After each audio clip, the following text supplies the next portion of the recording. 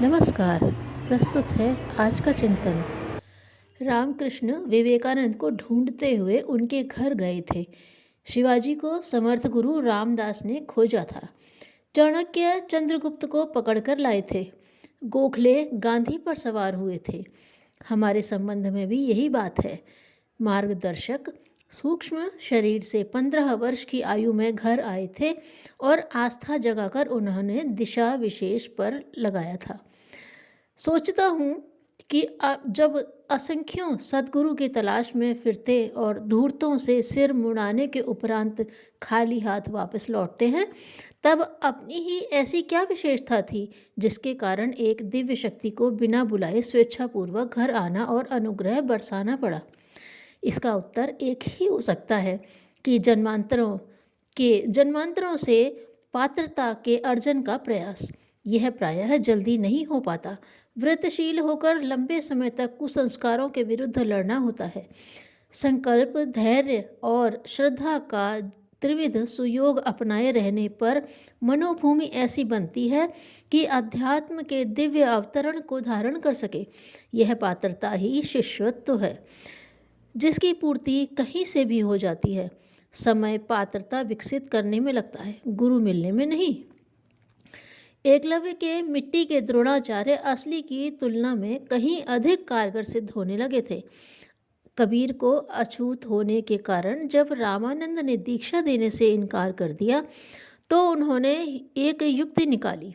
काशी घाट की जिन सीढ़ियों पर से रामानंद नित्य स्नान के लिए जाया करते थे, उन पर भोर होने से पूर्व ही कबीर जा लेटे। रामानंद अंधेरे में निकले तो उनका पैर लड़के के सीने पर पड़ा। चौंके तो राम राम कहते हुए पीछे हट गए। कबीर ने इसी को दीक्षा संस्कार मान लिया और राम नाम को मंत्र तथा रामानंद को गुरु कहने लगे। यह श्रद्धा का विषय है। जब पत्थर की प्रतिमा देवता बन सकती है तो श्रद्धा के बल पर किसी उपयुक्त व्यक्तित्व को गुरु क्यों नहीं बनाया जा सकता। आवश्यक नहीं कि इसके लिए विधिवत संस्कार कराया ही जाए, कान फुकवाया ही जाए। अध्यात्म प्रयोजनों के लिए गुरु स्तर के सहायक की इसलिए आवश्यकता पड़ती है कि उसे पिता और अध्यापक का दोहरा उत्तरदायित्व निभाना पड़ता है। पिता बच्चे को अपनी कमाई का एक अंश देकर पढ़ने की सारी साधन सामग्री जुटाता है। अध्यापक उसके ज्ञान अनुभव को बढ़ाता है। दोनों के सहयोग से ही बच्चे का निर्वाह और शिक्षण चलता है। भौतिक निर्वाह की आवश्यकता तो पिता भी पूरी कर देता है, पर आत्मिक क्षेत्र में प्रगति के लिए जिन वस्तुओं की आवश्यकता है उसमें मनः स्थिति के अनुरूप मार्गदर्शन करने तथा सौंपे हुए कार्य को कर सकने के लिए आवश्यक सामर्थ्य गुरु अपने संचित तप भंडार में से निकालकर हस्तांतरित करता है। इसके बिना अनाथ बालक की तरह शिष्य एकाकी पुरुषार्थ के बलबूते उतना नहीं कर सकता जितना कि करना चाहिए। इसी कारण गुरु बिनु हो ही न ज्ञान की उक्ति अध्यात्म क्षेत्र में विशेष रूप से प्रयुक्त होती है। दूसरे लोग गुरु तलाश करते फिरते भी हैं, पर सुयोग्य तक जा पहुंचने पर भी निराश होते हैं। स्वाभाविक है, इतना घोर परिश्रम और कष्ट सहकर की गई कमाई ऐसे ही किसी कुपात्र को विलास, संग्रह, अहंकार, अपव्यय के लिए हस्तांतरित नहीं की जा सकती। देने वाले में इतनी बुद्धि भी होती है कि लेने वाले की प्रामाणिकता किस स्तर की है और जो दिया जा रहा है उसका उपयोग किस कार्य में होगा। हिमालय की एक सत्ता अनायास ही घर बैठे मार्गदर्शन के लिए आ गई और हमारा जीवन धन्य हो गया। हमें इतने समर्थ गुरु अनायास ही कैसे मिले?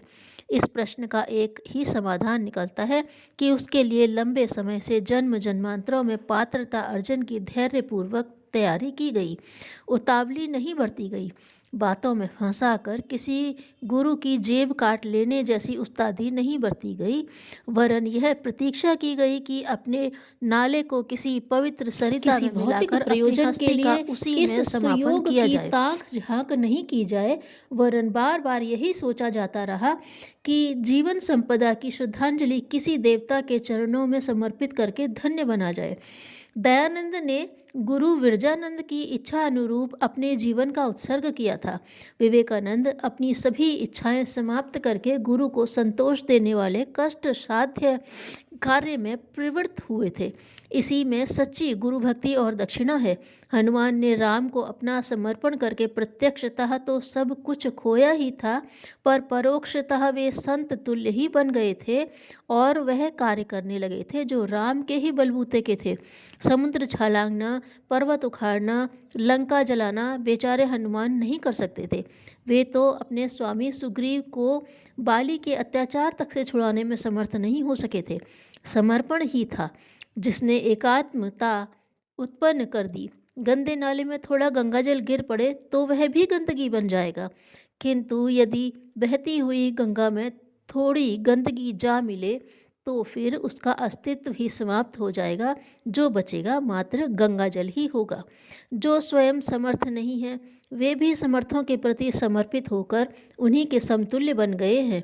ईंधन जब आग से लिपट जाता है तो फिर उसकी हेय स्थिति नहीं रहती, वरन अग्नि के समान प्रखरता आ जाती है। वह तद्रूप हो जाता है। श्रद्धा का केंद्र भगवान है और प्राप्त भी उसी को करना पड़ता है, पर उस अदृश्य के साथ संबंध जोड़ने के लिए किसी दृश्य प्रतीक का सहारा लेना आवश्यक होता है। इस कार्य को देव प्रतिमाओं के सहारे भी संपन्न किया जा सकता है और देहधारी गुरु यदि इस स्तर का हो तो भी उस आवश्यकता की पूर्ति करा सकता है। हमारे यह मनोरथ अनायास ही पूरे हो गए। अनायास इसलिए कि उसके लिए पिछले जन्मों से पात्रता उत्पन्न करने की पृथक साधना आरंभ कर दी गई थी। कुंडलिनी जागरण, ईश्वर दर्शन, स्वर्ग मुक्ति तो बहुत पीछे की वस्तु है।